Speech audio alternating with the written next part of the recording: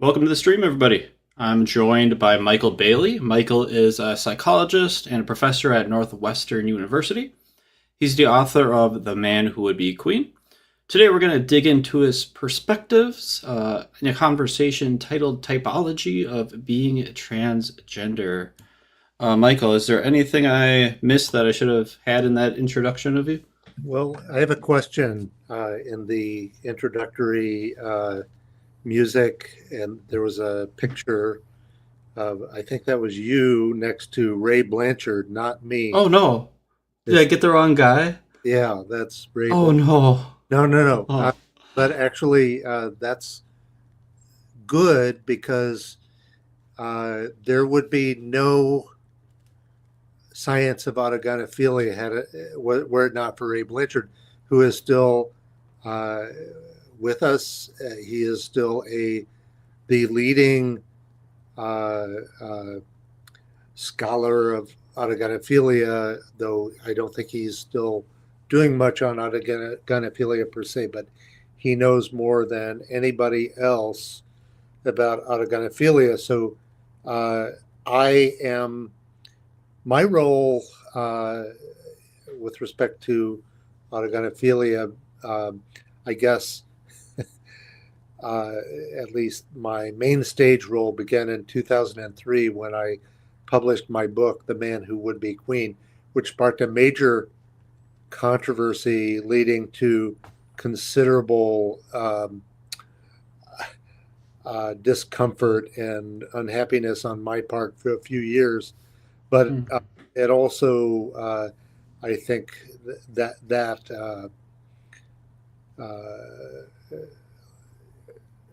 eventually led to much more awareness about autogynephilia. Um, but Ray Blanchard really is the scientist who started, who studied autogynephilia. He named it, and so on. And but I am with my ex student Kevin Sue. I think that currently we are the leading researchers on autogynephilia. We've continued to uh, research and extend Ray Blanchard's ideas, and I'm, you know, Okay. yeah. Before we go any further, can we get a definition of autogynephilia? Autogynephilia was defined by Ray Blanchard as a male's sexual arousal by the fantasy of being a woman. And, I may have left out a word there, but that's essentially it. Okay. Um, so uh, I think maybe he said it something like the propensity of a male to become sexually aroused by the idea or fantasy of being a woman. But that's what it is. So Okay. it's at least initially defined only for males, and it's sexual arousal by the idea of being a woman. So everybody should pause for a second and assess themselves on that variable. Are you sexually aroused by the idea of being a woman? If not, you have a score of 0 on autogynephilia. If you are very sexually aroused, then you have a high score. Okay. Yeah. Gotcha. Okay. And this term and studying what this is and men who are sexually aroused by the idea of being a woman. Why is it important to know about this or study this? So Ray Blanchard uh, uh, discovered, or at least originated, the theory of autogynephilia while he was working at a gender clinic at what was then called the Clark Institute of Psychiatry in Toronto, which was um, the uh, Ontario's clinic that evaluated applicants for sex reassignment surgery. So males. So until you ask about natal females, that is, people born females, let's just assume that we're talking about males. So this was a clinic that evaluated males who wanted sex reassignment surgery to become trans women. They would get neovaginas um, if they were evaluated as appropriate for surgery. And while he was working there, he noticed that there were really two entirely distinct populations. One of them was, I would say, kind of stereotypic and familiar, at least in idea. Like back then in the 1980s, probably most people had never met a transsexual. But back then, most of us had the idea that a transsexual was somebody, a very feminine male who was attracted to men, and they behaved like women and often looked like women. And that was one population that he noticed. And because these were invariably and exclusively attracted to men, he referred to them as homosexual male to female transsexuals. That is, they were homosexual with respect to their birth sex. The other population was in some respects more variable. They included transsexual males who were totally into women. He called them heterosexual. They included transsexuals who said that they liked both men and women. They were referred to as bisexual, and also transsexuals who said, I'm not attracted to either men or women. He called them asexual. But when he looked into their histories and when he looked into their sexual fantasies, he found that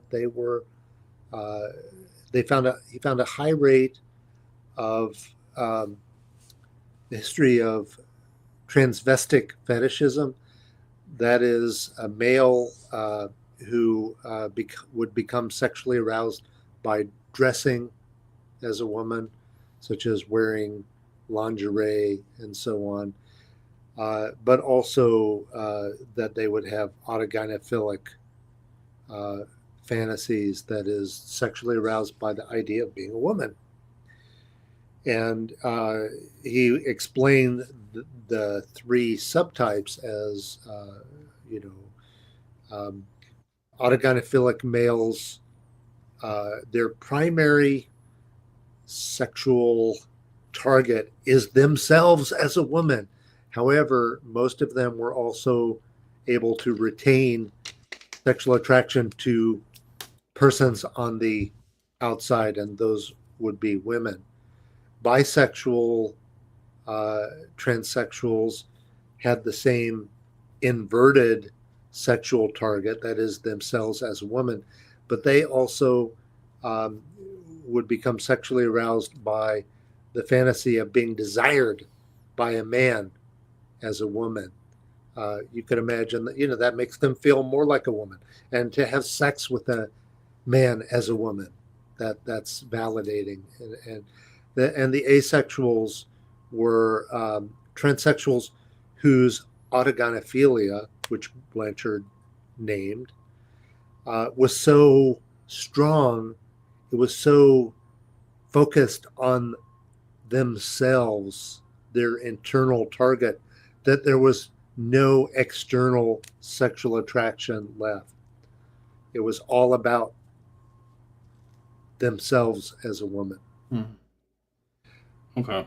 Okay. So we have these two uh, distinct categories, and I want to ask you about how Ray. I'm sorry. I think that let me just quickly finish the answer to your question.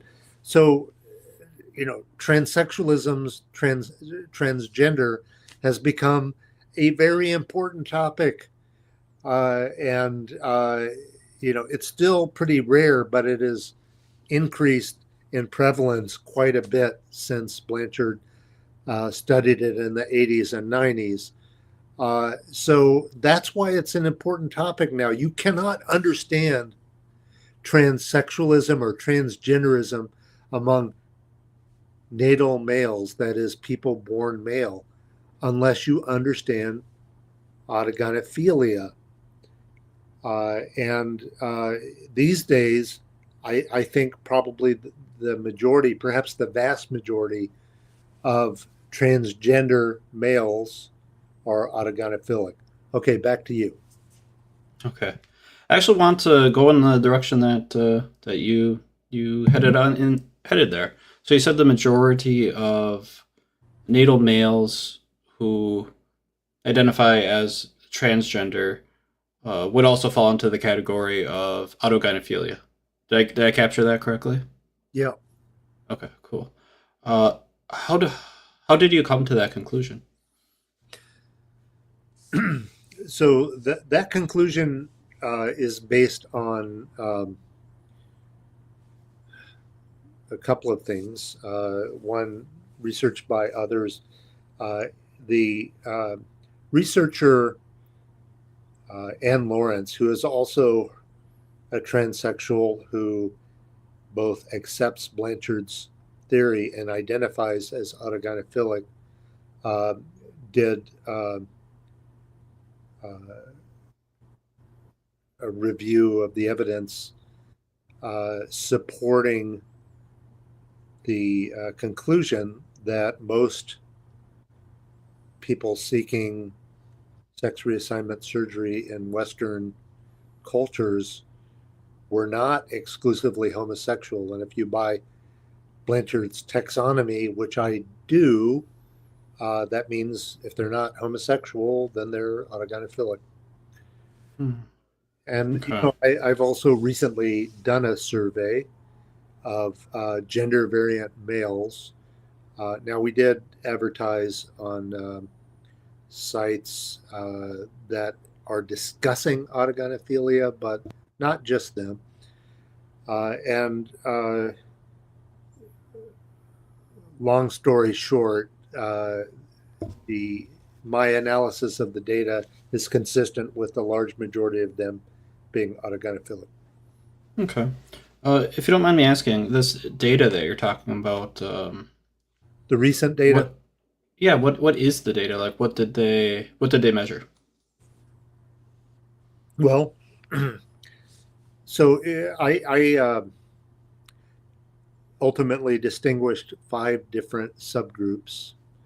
Uh, I asked them, are you familiar with the idea of autogynephilia? And Hmm. if so, do you think it applies to you? And I would say probably more than a third said, "Yeah, I believe in the theory, and it probably applies to me." And I also, gave everybody Ray Blanchard's core autogynephilia scale, which is an 8-item scale that has questions like, "Have you ever become sexually aroused by thinking of yourself as a woman?" And they all their average score was high on that scale. So you know, uh, a slightly smaller subgroup said uh, autogynephilia doesn't apply to anyone because it's an untrue theory. And I don't really take that as evidence that autogynephilia is an untrue theory. I take it as evidence that they don't like the theory of autogynephilia. And the their score on the core autogynephilia scale and their histories was consistent with the idea that most of them are probably autogynephilic, even despite the fact that they don't like the theory. Another group said they weren't sure whether they were autogynephilic, and they also had elevated scores on the core autogynephilia scale. If I had to guess, I would guess in 2 or 3 years they might have come around. Hmm. Another subgroup said, and the two smallest subgroups, one of them said, "I've never heard of that theory." Their scores on the core autogynephilia scale were high. Their educational levels were low. I think they were just not very well informed. And then finally, there was a group that says, "Yeah, I believe in that theory, but it doesn't apply to me." And for now, I'll take their word for it. But that was only like 10% of the sample. So that's my that's a summary of the data that I have. Okay, got it. So if I had to take a guess, I would think that the self-reporting part of it wasn't something that really got you to your position. It was more of the results of the 8 item scale. Well, actually, the self-report is a big part of it, Hmm. and that's because of something perhaps we haven't discussed yet, and that is that um, autogynephilia remains a highly stigmatized Hmm. identity. Uh, there are not trans males who are going to say, "Yeah, I'm autogynephilic," to get extra points from anybody. Uh, Hmm. they are stigmatized by both sides of the transgender divide. On the left, they're transgender activists. They're the ones who tend to say autogynephilia is a transphobic, discredited hypothesis by the transphobe Ray Blanchard, and it's been disproven by these studies or these people who don't like it. And then on the gender critical right, these are people, gender critical means that these are people who are very skeptical about the current developments in transgender and don't really believe that there's such a thing as gender identity, and that they believe that other explanations are accounting for the sharp increase in the number of young people identifying as transgender over the past 15 years. Yet they totally believe in autogynephilia. There's a tendency among the gender critical right to blame uh, males with autogynephilia for all the things they don't like, and there's a tendency for them to demonize persons with autogynephilia. So there's no there's no there's no reason other than I would say accurate self-assessment why a natal male would identify would say, yeah, I'm autogynephilic. There's also, there's tremendous evidence for autogynephilic phenomena, and Blanchard reviewed it, and he didn't just review it. Blanchard studied it in the 80s and 90s. I reviewed it in my book in 2003, and I've continued to study it since then. Okay. I want to go on one small detour here, um, just for clarification here. And I think it's important for the audience to understand this for you, about you, I think. You said that the right likes to demonize autogonophilia. And from what I picked up, it sounds like you don't agree with that demonization. Can you speak to that a little bit? Absolutely. Yeah. So, uh, um,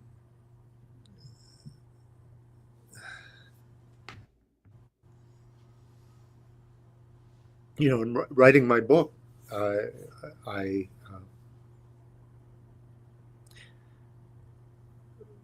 was friendly and sympathetic with several autogynephilic persons, including mainly autogynephilic trans women, but not only. I believe that autogynephilia is a difficult condition to have because it makes relationships difficult. It's hard. It's a difficult. Uh, you know, the onset of autogynephilia is typically in early adolescence, same as for typical sexualities like heterosexuality and homosexuality, except instead of hey, I'm attracted to women, or hey, I am attracted to men, it's I get turned on by pretending to be a woman or imagining that I'm a woman. It's very difficult for people to understand. It's shameful for many people to understand. I have great sympathy for people struggling with this, and for trying to decide what to do, with their lives. Um, and I had many civil, thoughtful conversation with autogynephilic persons, both writing my book and since then. However, there was a subgroup of autogynephilic persons who I would wager, if we could ever develop a blood test for autogynephilia and give it to them, they would be positive. Uh, there were several autogynephilic activists who tried to ruin my life because I wrote about autogynephilia in my book. And still transgender activists who are natal males, which is most of them, I believe are almost all autogynephilic, and they're all pretty hateful toward me anyway. And then worse than that, they're very unscholarly, often dishonest. The truth matters most to me as a scientist, but I do have my goal, and I on Twitter, you follow me on Twitter, you'll see it. My goal is to be a resource for decent, thoughtful, and open autogynephilic persons, and I think that maybe most of them, and I would like to help them. And I get frustrated at the gender critical right because I've also been an intellectual advocate for ends that they value, and not for political reasons, but just that's, as a scientist, that's where the data have led me. That includes, obviously, my book where I wrote about autogynephilia, and in a very honest way, and a way that's so honest that it offended and angered, a lot of transgender activists. And then the other thing is I published articles on rapid onset gender dysphoria, which is a new syndrome. When I say new, past 15 years or so, which mainly affects adolescent females. And it is a phenomenon which I think is spread by social contagion primarily. These girls who have issues, pre-existing issues, emotional issues, they influence each other to think that they're transgender, despite often having no history of even being gender nonconforming. And yet they come to believe that they're transgender, often seek, sometimes obtain medical procedures to transition. Okay. I'd like to put a pin in that. I wrote that down. I wrote down ROGD is a social contagion, natal girls. So let's put a pin in that. Let's come back to that. If you don't mind, I'd like to continue talking about. Um, so we talked about the data earlier, and how in relation to how we could know if the majority of natal males who identify as transgender are autogynephilic. We talked about like the self-reporting. You talked about the 8-item scale. I kind of got lost in the sauce when you said that the self-reporting was really important. I didn't quite follow how that could lead me anyways to making the determination that most of these individuals are autogynephilic. If you could explain that a little further. So you're talking about the survey data that I've recently collected, Yeah. or okay? So uh, let's revisit the results that I told you about first. Uh, the largest group were people who say, "Yeah, I'm familiar with the theory of autogynephilia, and and I think I'm autogynephilic," and they provided self-report data on their sexual fantasies and behaviors that Mhm. are associated, they kind of highly associated with the clinical phenomena of autogynephilia. So, do you have an objection? You have concern that they might not be autogynephilic? No, no. I mean, if they say they are, I Okay. think that's good enough reason to believe it. You said that it was about like 1/3 of the participants. I think you Yeah, said. I think it may be 150 out of 400, about approximately. Then another group, I think the second largest, were those who say, um, I don't believe the theory of autogynephilia applies to anybody. Now, um, knowing that autogynephilia is a controversial theory, not in my opinion as an expert because data are lacking, but because a lot, you know, a lot. I don't. I don't want to say a lot, but let's say a very vocal subgroup of transgender activists and non-activists really dislike the theory. They don't think it's flattering. Uh, it makes them unhappy. Um, I don't know why should we credit their opinion that it doesn't apply to anybody. I mean, it's. I don't want to give the impression that autogynephilia is as uh, established a scientific category as, let's say, mammals is. We could probably uh, uh, do lots of biological tests to demonstrate that Mhm. something is a mammal. We can't do that for autogynephilia. But I also don't think that, there are a lot of people, for example, who believe that they were about a lot. There are some people who think they were abducted by aliens. There are people who believe that they have multiple personalities. There are people who uh, believe that they have recovered memories of being sexually abused and so on.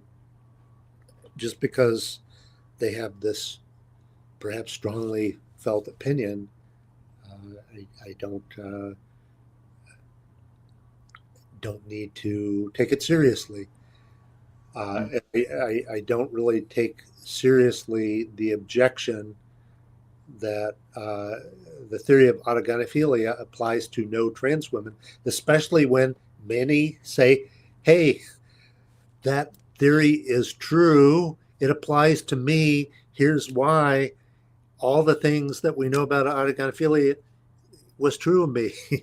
And this subgroup who says it doesn't apply to any trans woman, when you ask them about their core autogynephilia, the scores on the scale go from 0 to 8. You would get a score, not if assuming you're not autogynephilic, you get a score of 0 or 1 tops, and they're getting over 4.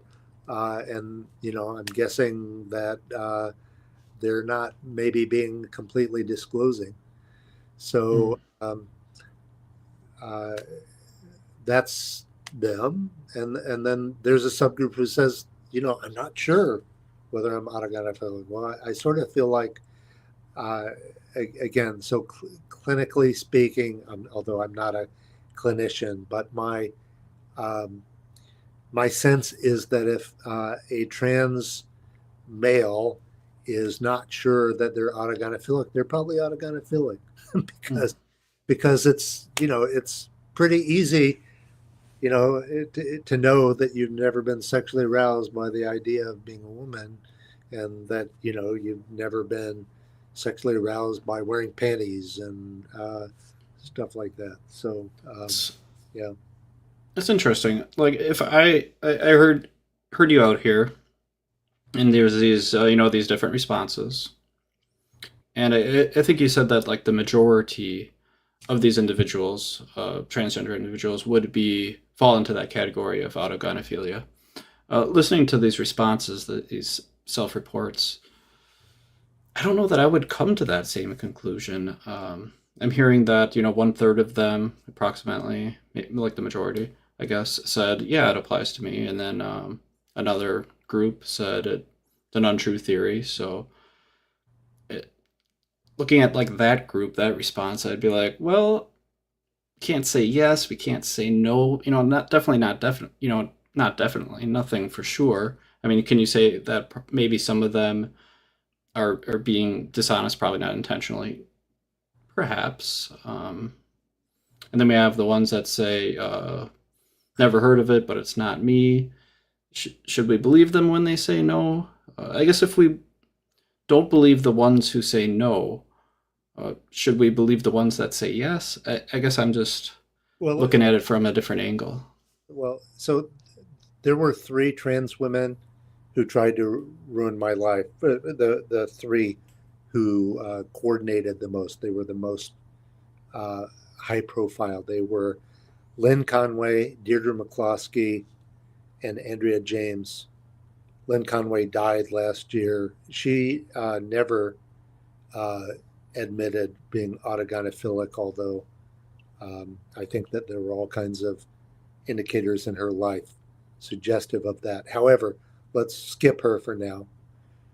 Deirdre McCloskey wrote an autobiography in which she uh, said that every time that she cross-dressed hundreds of times in her life, and every single time ended in orgasm. Transvestic fetishism, which is what that is the most common antecedent of, or most common correlate, strongest correlate of autogynephilia. It's the most common antecedent of autogynephilic transsexualism. It was the, I think, primary thing that Ray Blanchard noticed in distinguishing his 2 subgroups, because the other subtype, although they dressed as females, they never became sexually aroused doing so. And then the third transsexual who attacked me, Andrea James, there is an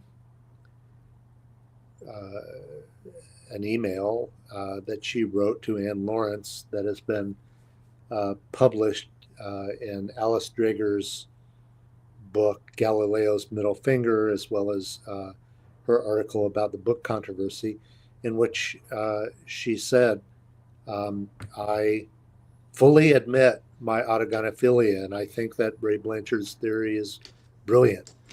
So, that's 2 out of 3 of the people who had strong objections to my book and who were attacking me because I wrote about autogynephilia. So there is clearly a reason to be suspicious of people's rejection of the idea of autogynephilia. And the people who I have met who are vociferous deniers of autogynephilia are not different in any way from those who admit it, at least in a very superficial way, and sometimes they will admit, well, yeah, I used to cross dress and become sexually aroused, but anybody would. Well, I don't think anybody would. So it's so I guess what I'm trying to tell you is more why I have come to these conclusions. It's not that I think that my evidence should convince just anybody that all of these people who I think are autogynephilic are. I think that we have a real issue in this domain because so many people deny having it. I don't believe them, but I don't think that you necessarily should agree with me. I mean, and in part, and I don't mean to be obnoxious about this, but you know less than I do. That's true. And so one potentially useful source of data in other domains is an objectively measured sexual arousal pattern. This can be done in a laboratory. We have done this in several studies. It can be used to study typical sexual orientation. Are you attracted to men? Are you attracted to women?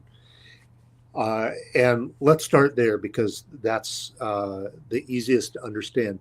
So we bring men in to our lab. We show them very explicit, intense, erotic videos featuring either males only or females only while measuring their erections. And it's a very good way to, assess whether somebody is sexually oriented to women or to men or to both.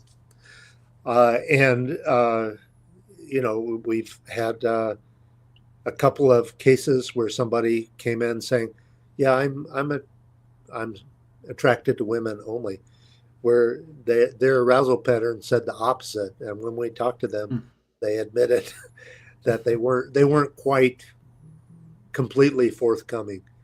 I don't think they ever said, "Yeah, I'm gay," but they said, "Yeah, I'm bisexual." So that is one way that this technique has been used. A second, and Ray Blanchard did a lot of this work, was assessing attraction to adults versus children. And using the right kind of sexual stimuli, which they had legal permission to use in Canada. These were typically pictures of nude adults or nude children, and accompanied by audio tape readings of potential sexual encounters with one or the other. That can be used to assess whether somebody is sexually attracted to children more or to adults more. So Okay. if we had something like that for autogynephilia, that would be a more objective way of studying it. And we have preliminary evidence that we obtained in a couple of studies of, so the question is, what do you use to assess whether a man is sexually aroused by the idea of being a woman? What kind of, Pretty difficult, huh? Yeah. well, yeah, so, but what we found kind of inadvertently, uh, and uh, this is true, that autogynephilic males tend to be attracted to she-males. Do you know what a she-male is? Okay. No. First of all, yeah, I'll warn you in case you care. She-male is a politically incorrect term for no good reason. Activists declared it off limits. But what a she-male is um, it's a natal male who's becoming a trans woman, typically has breasts, but has retained their penis. Okay. Gotcha. Okay, and she-male pornography is pretty popular pornography, and there are probably, lots of typical straight men who, for some reason, get into it. Hmm. But autogynephilic males also have an unusual preference for this. They Hmm. uh, and so Do yeah. we know why there's a preference for autogynephilic people to gravitate towards that? Well, I might speculate that the if a male is sexually aroused by the idea of being a woman, they're probably also sexually aroused by the idea of becoming a woman, and these individuals Hmm. are becoming a woman, and but being attracted to she-males is a thing among autogynephiles. So that's one study I would like to do is uh, assess men who otherwise fit the autogynephilic profile, but who insist that they're not autogynephilic with these stimuli, and see if they show a similar pattern. There's also a new kind of video that is very popular among transgender persons, and I think due to autogynephilia, it's called sissy hypno porn. Have you ever heard of that? Yeah, I've heard of it. Yeah, and so I still I don't think I've watched it. I've meant to, but it's basically a man who's being ostensibly hypnotized and told to uh, cross dress and perhaps sometimes have sex with men, and to be a sissy and so on. And so I think that is likely to be arousing to autogynephilic males. So what I would like to do is get funding to do a laboratory study where I would first verify that people who are out as autogynephilia do indeed show strong arousal to this compared with either male stimuli or typical female stimuli, and then also assess people who I think are in denial about their autogynephilia. Okay. Yeah, that would be an interesting study. That, yeah. Do you think that study would be something that would help, uh, that should help people get to a higher confidence that the majority of these trans people are autogynephilic?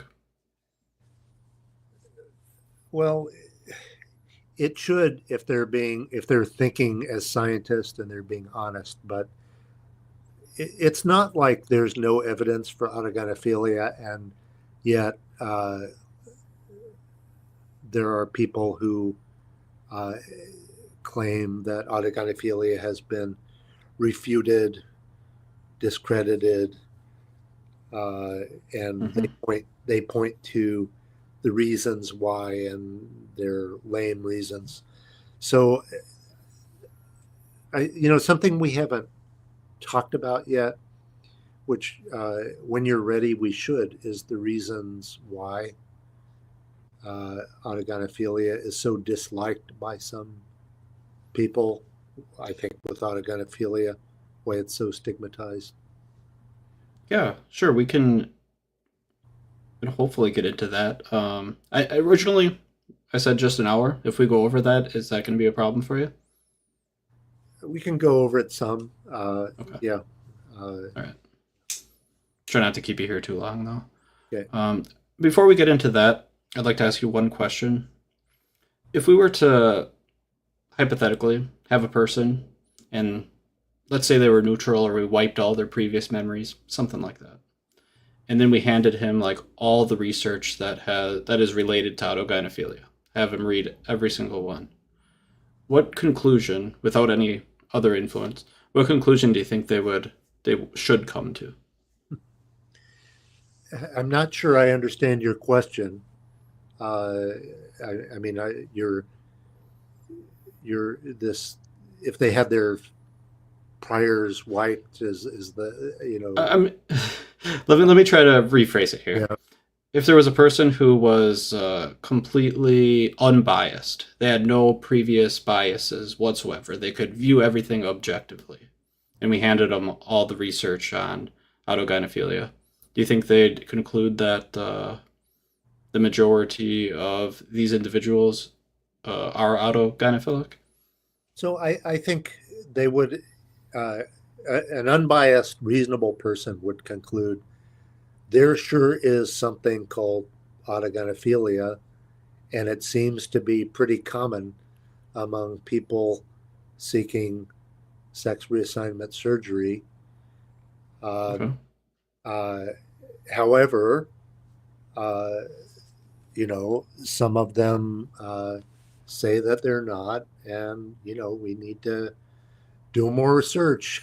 you know, uh, uh, Okay.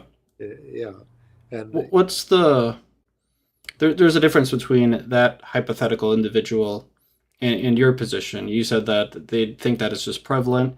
You say that it's like the majority. Why is there a difference? well, um, huh. So you mean if they knew everything I know, then yeah, then I think that they would probably think it's a majority. Uh, Okay. uh, and yeah, I There's guess a little bit of like was maybe personal experience that you draw some of that from rather than just the raw data.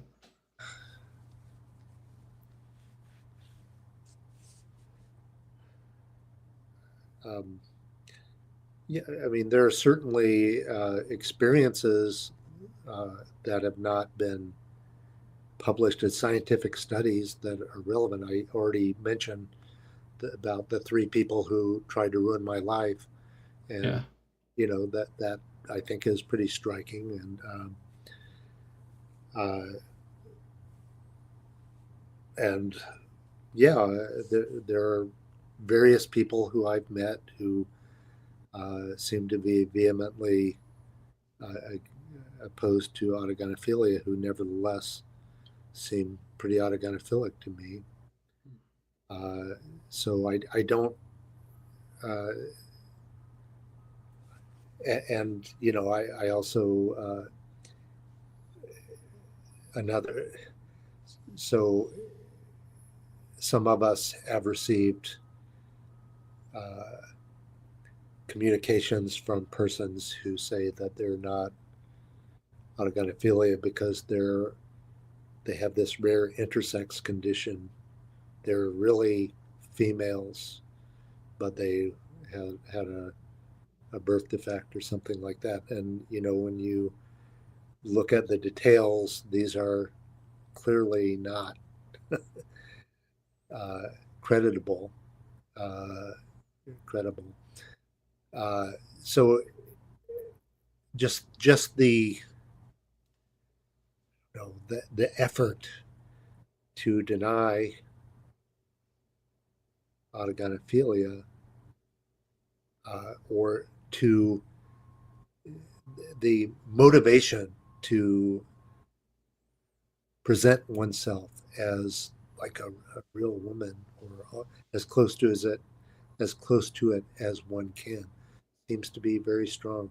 And the other subtype, I knew several of the other kinds, and that's that. I wrote about this in my book uh, that I first became uh, persuaded by the theory of autogynephilia when I met uh, an autogynephilic trans woman who told me her personal history, which included not only cross dressing but uh, making artificial vulvas, which she would, when male, glue on over her penis, and it would become very sexually arousing to her and to him at the time, and so on. But this person also was very friendly for idiosyncratic reasons with a subgroup of the other kind of transsexual. And they were very, very different. And I don't think any of them had this strong need to be thought of as a woman as opposed to a trans woman. And none of Hmm. them seemed to have these delusional beliefs that they were um, intersex or anything like that. But they all knew about the other type uh, who, like to cross dress and were sexually aroused by cross dressing, and they were quite aware that they were not like that. Uh, Was it meeting these individuals? Was this really important for you coming to your conclusion that the majority of them are uh, similar to these individuals that you've met? so uh, I met these people in the late 1990s, and Mm-hmm. at that time,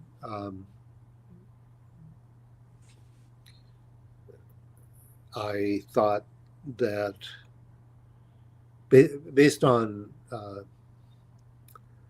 talking to people who work with them, I thought maybe it was half and half or maybe a little more autogynephilic at clinics, but uh, I knew more of the other type early on.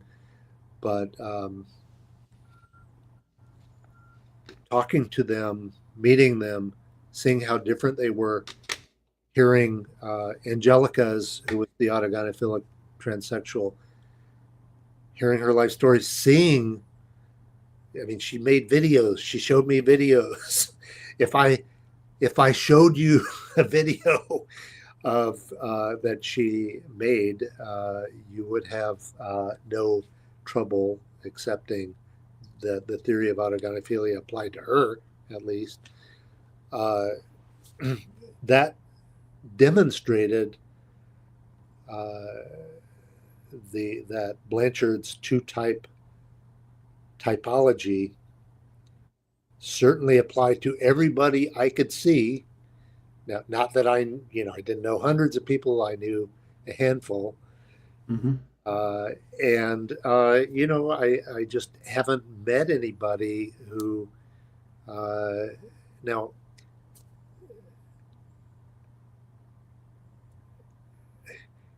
it's it's difficult for somebody to prove that they're not autogynephilic.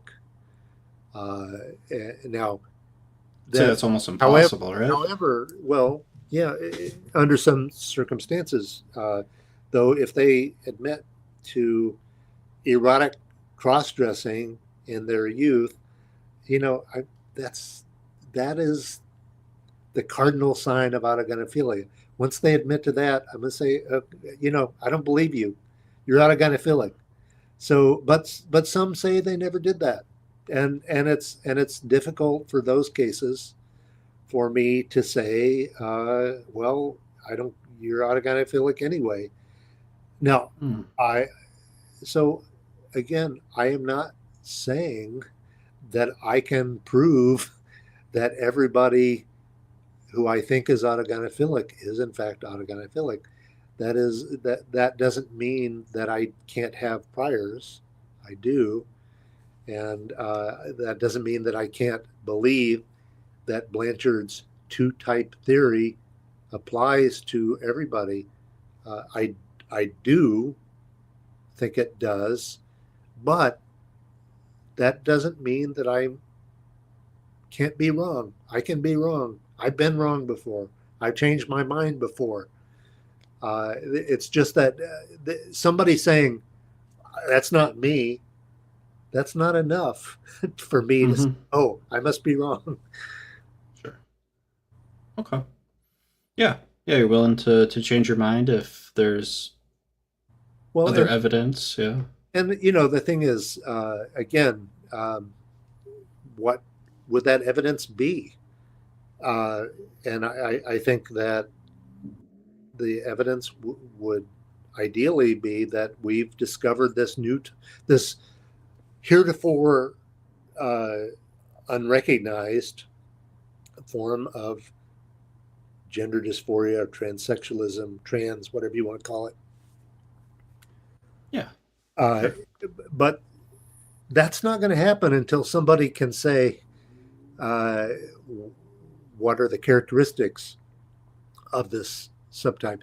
I am doing more research on male transgender than anybody else except for my collaborators. So, I will be happy to try to work in questions, studies, and so on if anybody can help me. But it's not sufficient for somebody just to tell me that autogynephilia is a false, discredited theory, because it's not. Okay.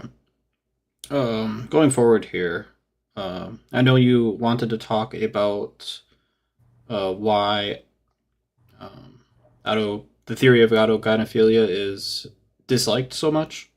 Um, did you still want to talk a little bit more about that, or? Yeah, I think it's important because I think that it's a key. It's key to understanding why autogynephilia remains socially controversial despite, I think, strong scientific support. There are two, I guess, related reasons. First, it's embarrassing to autogynephilic uh, persons to say, "Yeah, Yeah.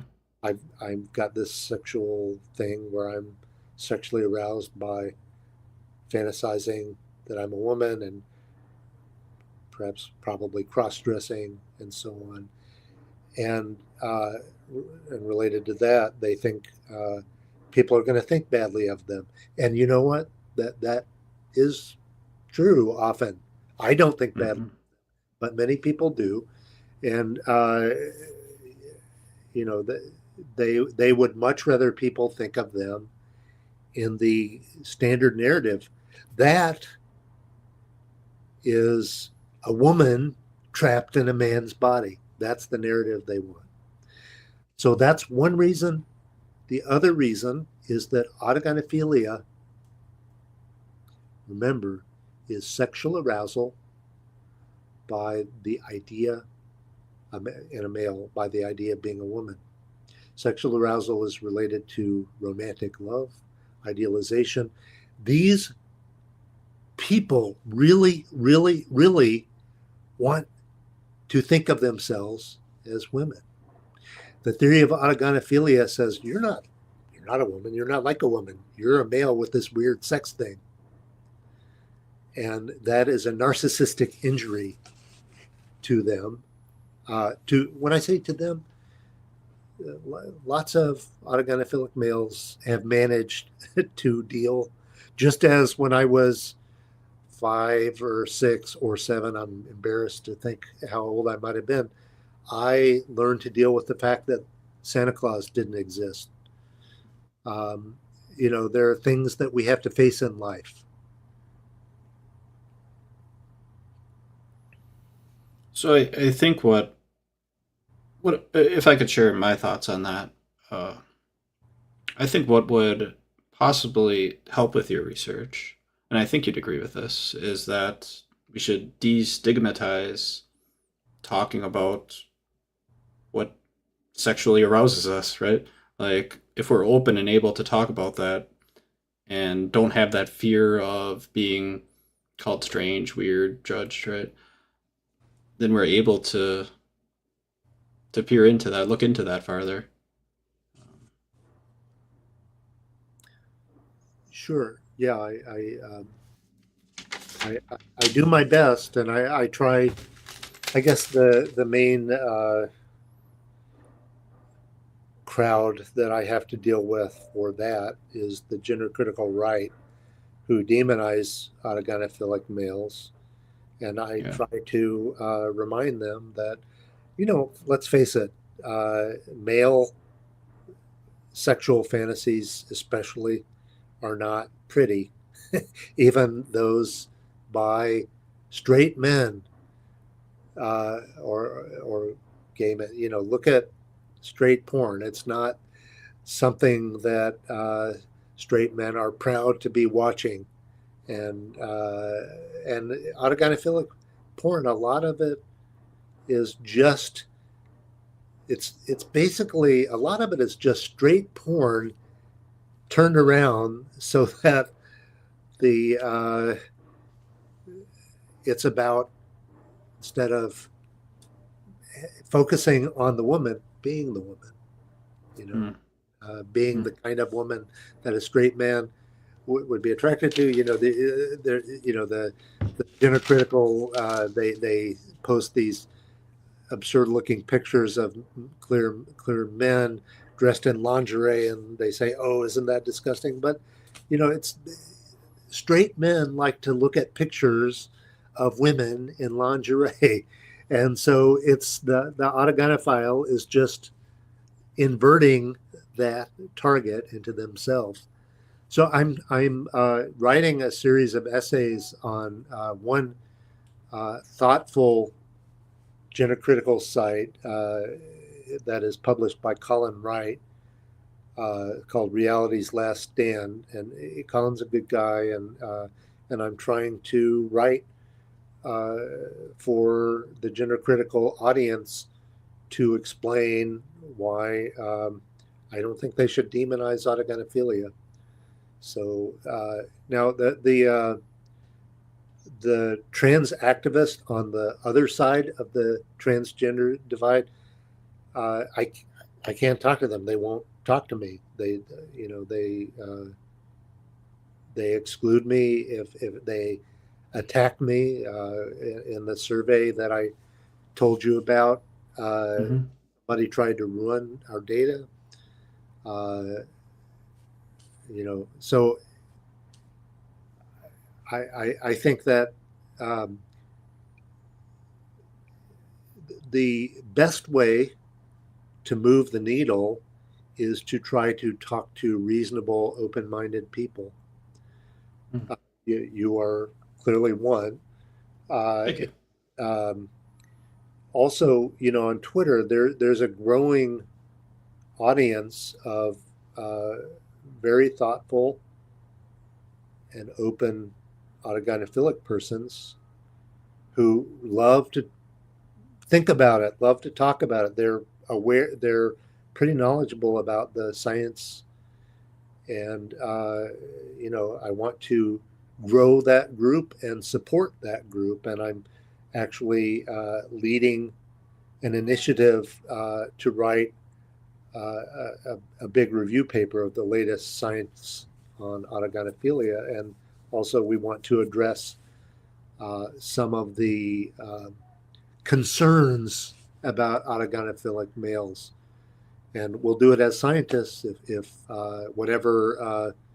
there are some uh, concerns that turn out to be true, then we'll write that.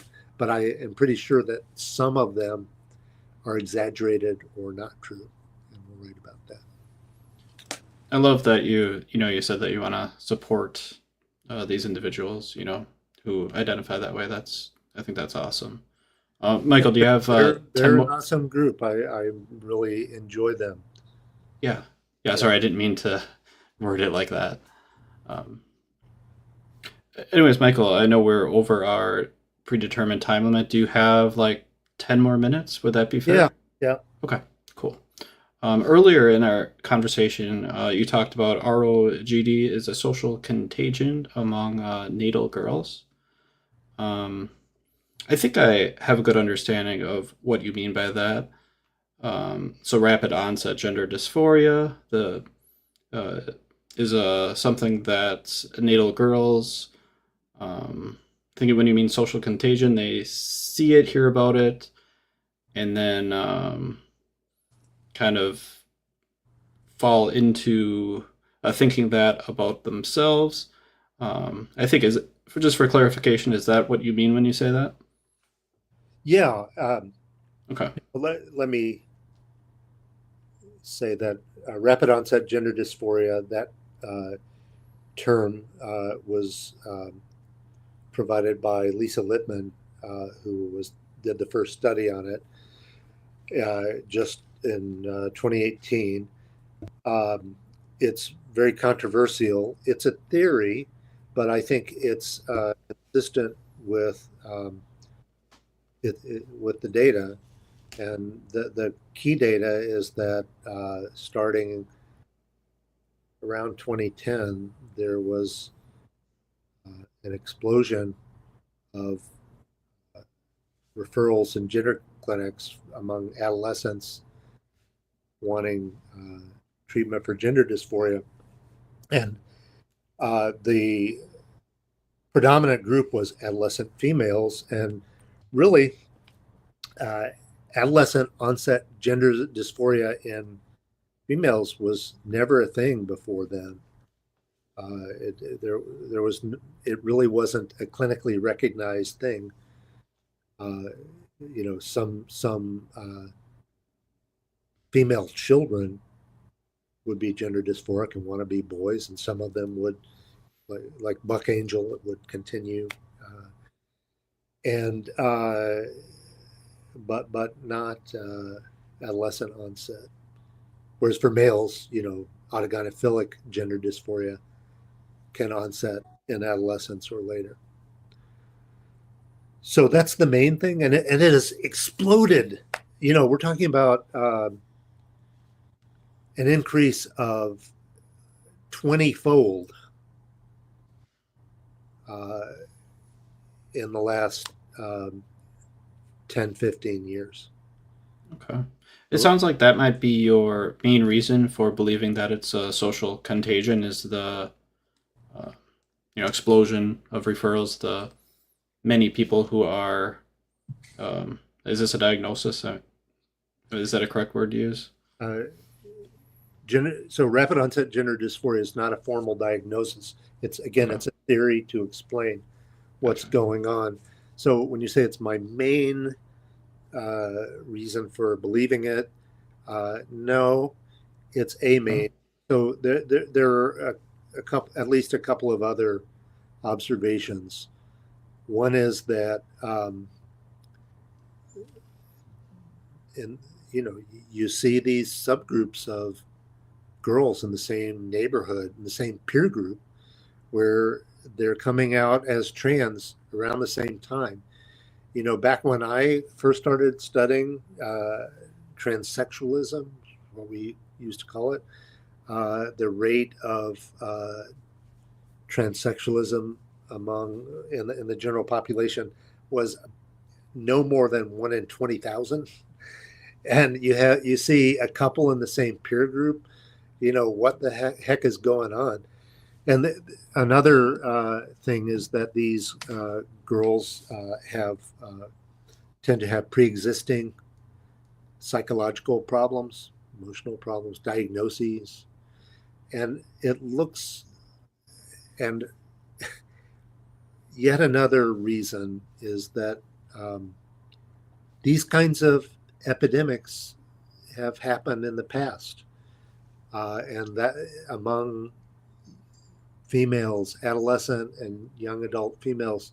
So I think maybe you're too young to remember. Maybe you've heard of the recovered memories epidemic of the late 80s, 1990s, where this was a bit older group, it tended to be women in their 20s, early 30s, but they would be in therapy for some vague problem, and they would become convinced, uh, usually by a therapist who believed that this was a thing that was common, that as children they were repeatedly molested in terrible ways by their father, which they'd never remembered before, but they came to believe it was true. It wasn't true.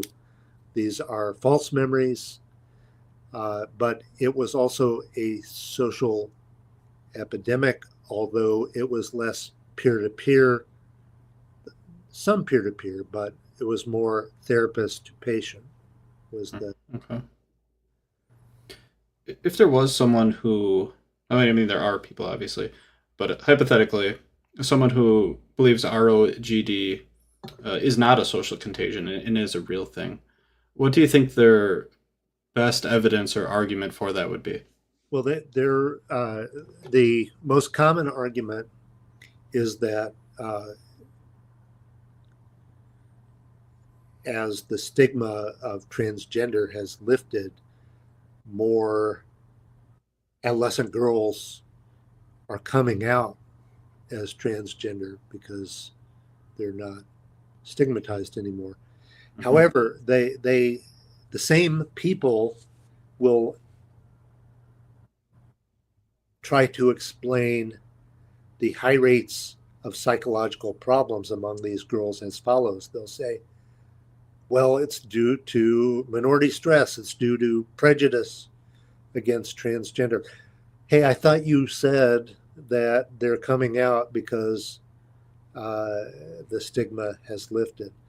Also, the few studies on this phenomenon, and I did one of them, Lisa Lippman did the original, find that these girls, primarily, these children, these adolescents, let's say, they tend to come from progressive families that are fine with LGBT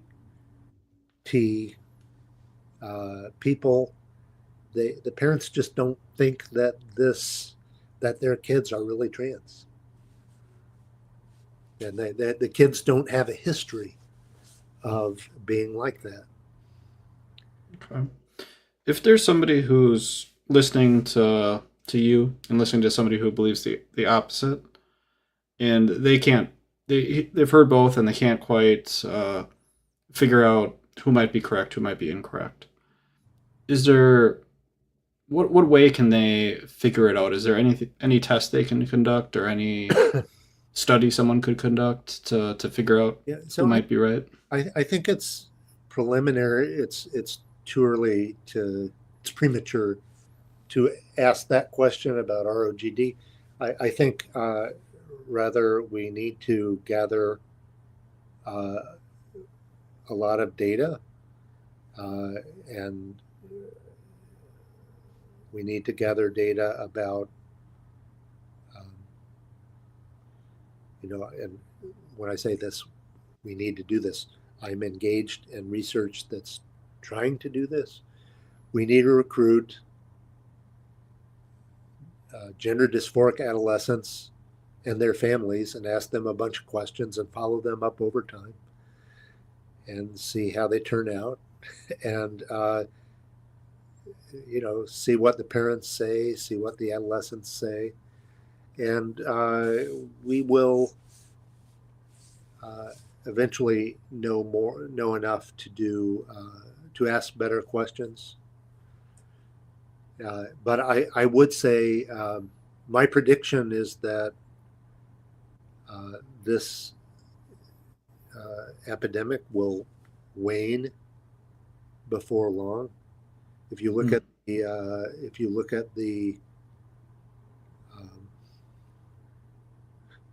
the curve of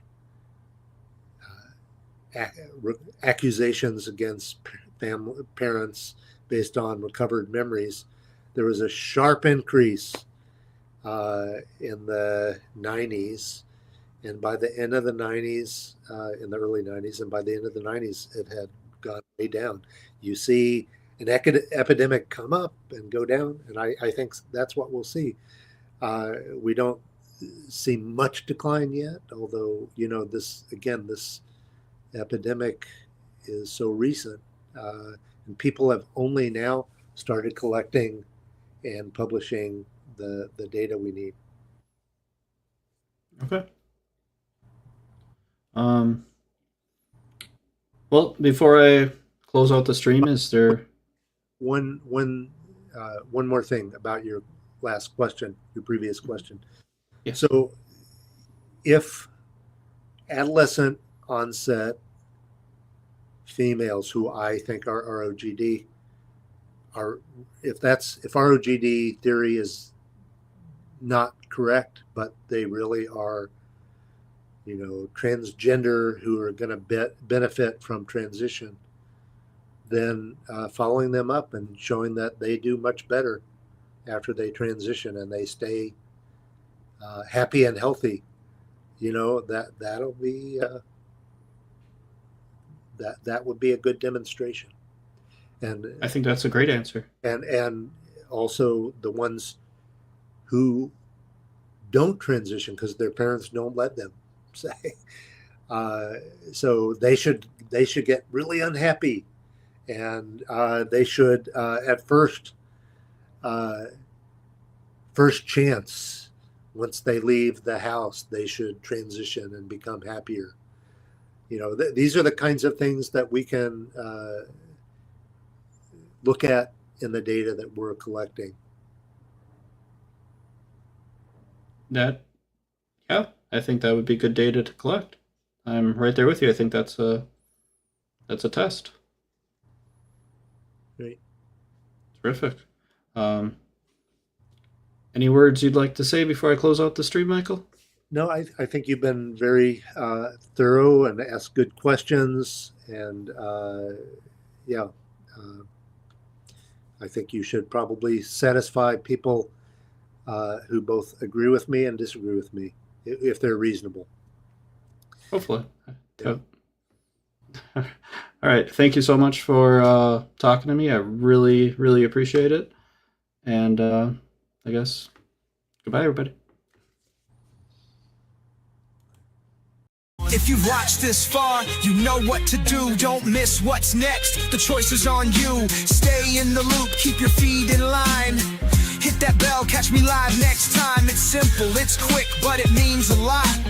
Stay connected, see the moves I've got. No promises, no fluff, just what's real. Subscribe and the updates seal the deal.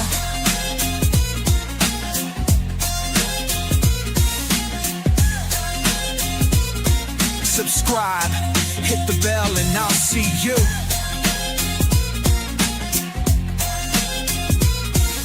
The stream's done now, but the content won't stop. So stay in the loop till I'm back at the top.